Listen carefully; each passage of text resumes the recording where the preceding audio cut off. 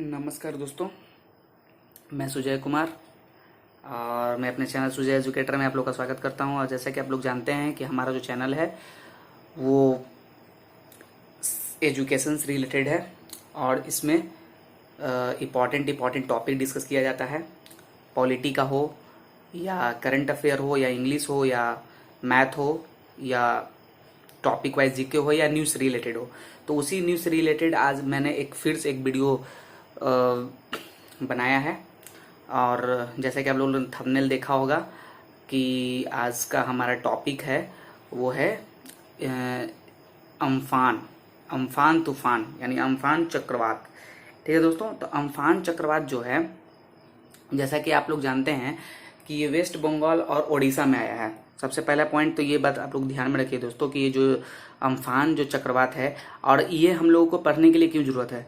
तो सबसे पहले पॉइंट तो मैं ये बता दूं कि ये जो अम्फान चक्रवात है हमारे एग्जाम व्यू से बहुत ज़्यादा इम्पोर्टेंट है, क्योंकि हो सकता है हमारे एग्ज़ाम में ये पूछा जा सके कि कितने किलोमीटर पर घंटा के हिसाब से ये आया था, कहाँ अब जाने वाला है, या क्या क्षतिग्रस्त किया, क्या बर्बाद किया।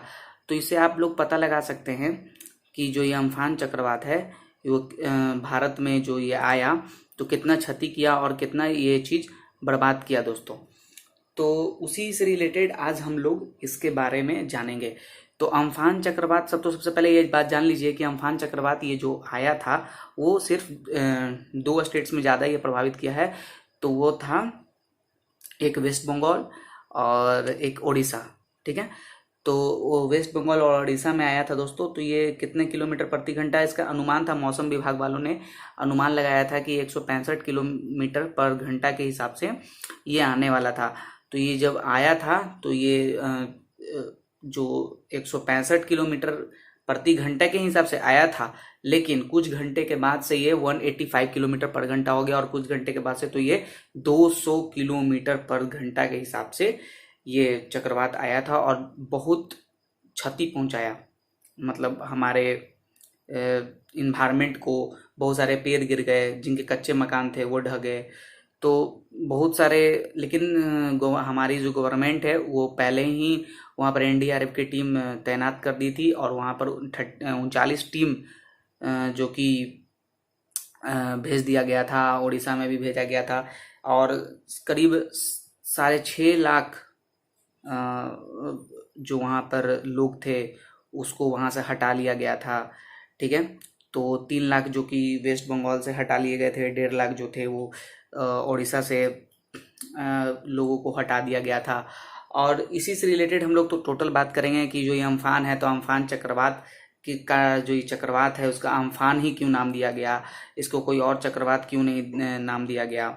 तो इस तरह के बहुत सारे कन्फ्यूज़न है दिमाग में, तो आज सब क्लियर हो जाएगा। तो ये वीडियो को देखते रहिए, मतलब टिके रहिए यहाँ पर कि आप लोग को पूरा जानकारी मिलता रहे। तो सबसे पहले तो मैं ये बता दूं कि अम्फान चक्रवात है, जो ये चक्रवात है इसको साइक्लोन कहा जाता है। वो जो उत्तर जो सागर हो जाते हैं तो वहाँ पर टाइफून हो जाता है, टोर्नेडो हो जाता है, तो इसका बहुत सारे नाम है। तो चलिए दोस्तों, सबसे पहले तो मैं सबके बारे में, ये जो अम्फान चक्रवात है इसके बारे में पूरा डिटेल के साथ हम बता दें। तो चलिए वीडियो को स्टार्ट करते हैं यहाँ से और आपको हम अपने मोबाइल स्क्रीन पे ले चलते हैं ताकि आप लोग को बहुत अच्छे से समझ में आए, ताकि पूरा लिखा हुआ रहे। तो चलिए वीडियो को स्टार्ट करते हैं।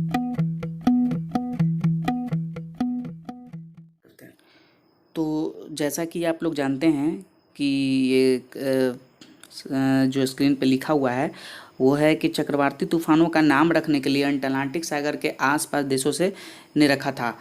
तो ये जो चक्रवाती तूफान है वो आता है तो कौन डिसाइड करता है, क्या करता है, वो सिर्फ जो है वो कब से चालू हुआ था ये नाम रखने के लिए, 1953 से। 1953 से दोस्तों नाम रखने की प्रक्रिया जो है वो चक्रवात की वो स्टार्ट हुई थी। और ये देखिए बाद में सिस्टम बना कि यह जो चक्रवात तूफान है जिस देश में उठ रहा है उसके आसपास के देश का उसका नामकरण करेंगे। मतलब कि अगर भारत में उठ रहा है तो इसका नामकरण ये जो हैं हमारे पड़ोसी देश बांग्लादेश हो गए, पाकिस्तान हो गया, भूटान हो गया, ये सब मतलब नाम रख सकते थे। इसका पहल जो है भारत पहल किया था इसका 2004 में चक्रवात तूफानों का नाम रखने की प्रक्रिया यहाँ पर चालू हुई थी। और उसके बाद आप लोग देख सकते हैं कि वर्ष 2018 में इसमें और भी देशों को जोड़ा गया था। यानी कि ये जो 2004 में इसका पहल भारत किया था और इसका जो 2018 में इसमें और भी देश को जोड़ लिया गया था। इसमें तो पहले आप लोग जैसा मालूम है कि आप लोग को पड़ोसी देश जैसे बांग्लादेश, पाकिस्तान, ये सब, चाइना, ये सब जो था ये सब जोड़ा गया था। और 2018 में इसमें और भी देशों को जोड़ लिया गया था, जैसा कि आप लोग देख रहे हैं स्क्रीन पर कि ईरान हो गया, सऊदी अरब हो गया, संयुक्त अरब अमीरात हो गया, यमन हो गया, यानी इस सब को भी जोड़ दिया गया था इसमें। और भारत में चक्रवात तूफानों का नाम दिया जाता है, अगर मान लीजिए सपोज डेट आपको ऐसे समझ लीजिए कि जैसे मैंने वीडियो स्टार्ट हुआ था तो मैंने आपको बोला था कि जो ये अफमान जो ये चक्रवात आया है भारत में, तो इसका अफमान ही क्यों नाम पड़ा गया था, क्योंकि हम लोग को सबसे पहले इंपॉर्टेंट है कि नाम अगर पड़ता है किसी भी अगर चक्रवात का तो इसलिए नाम दिया जाता है क्योंकि लोग को समझ में आए कि हम लोग बोलचाल की भाषा में बात कैसे करेंगे, उसको ये नाम दे करके ही बात करेंगे कि यहाँ पर वेस्ट बंगाल में या उड़ीसा में ये अफमान जो चक्रवात है ये आया था। हम लोग इस तरह से बात कर सकते हैं, यानी बात करने में आसानी पड़ेगी, ठीक है। और इससे पहले इस तरह का तूफान जो है, इस तरह तो गवर्नमेंट स्ट्रिक्ट हो गई थी, तो जिससे अभी तक तो 2 लोगों की जान गई है। तो जैसा कि आप लोग बता दें कि 2 लोगों की सिर्फ अभी तक जान गई है और इससे बहुत सारे लोग को तो ज़्यादा लोग को तो क्षति हुई नहीं है, मतलब घर ढह गए हैं, पेड़ रोड पे बिखरे हुए हैं, तो इससे आप लोगों को समझ सकते हैं। तो आप लोग ये जानिए कि ये जो चक्रवात है ये इसका नाम दिया जाता है कि वहाँ के देश नाम करता है। यानी मान लीजिए कि अगर बांग्लादेश में अगर कोई चक्रवात आ रहा है तो उसका नामकरण भारत अगर करता है, अगर नाम देता है, तो देखिए वो क्या दे सकता है। भारत में चक्रवात तूफानों का नाम दिया जाता है अग्नि, सागर, आकाश, बिजली, ये सब चक्रवात तूफानों का नाम दिया जाता है। और इस बार जो भारत में जो चक्रवात आया, कौन, अफमान, वो थाईलैंड को देना था यह नाम, ठीक है।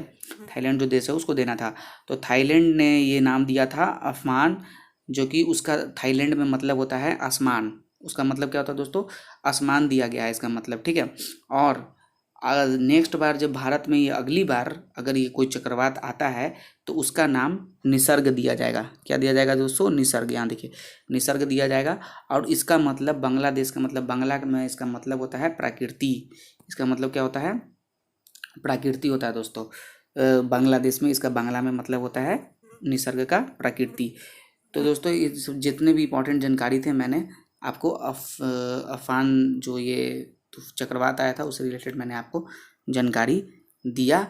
और तो चलिए आप लोग को, तो हाँ दोस्तों, जैसा कि मैंने आप लोगों को ये टोटल जानकारी जो अफान तूफान आया है उससे रिलेटेड मैंने आपको टोटल जानकारी दी, इंपॉर्टेंट, जो कि अभी एग्जाम भी उसे आपके लिए बहुत ज़्यादा इंपॉर्टेंट हो सकता है। तो ऐसे ही जानकारी लेने के लिए हमारे चैनल को सबसे पहले आप लोग लाइक कर दीजिए, फिर बाद में सब्सक्राइब कर दीजिए, फिर बेल आइकन को प्रेस कर लीजिए ताकि वीडियो की नोटिफिकेशन आप लोग को मिलता रहे, क्योंकि यहाँ पर बहुत सारे गवर्नमेंट एग्जाम की तैयारी होती है और बहुत सारे वीडियो बनाया जाता है रिलेटेड न्यूज़, करंट अफेयर, ये सब, जैसे मैंने क्या आप लोग को बताया। और आप इस वीडियो की PDF चाहिए तो आप लोग टेलीग्राम के ग्रुप में ज्वाइन हो सकते हैं, उसका लिंक डिस्क्रिप्शन में दिया हुआ है, आप वहाँ से ज्वाइन कर सकते हैं दोस्तों। तो चलिए नेक्स्ट वीडियो में मिलते हैं नए मज़ेदार टॉपिक, नए मज़ेदार सेशन और नए मज़ेदार ट्रिक के साथ।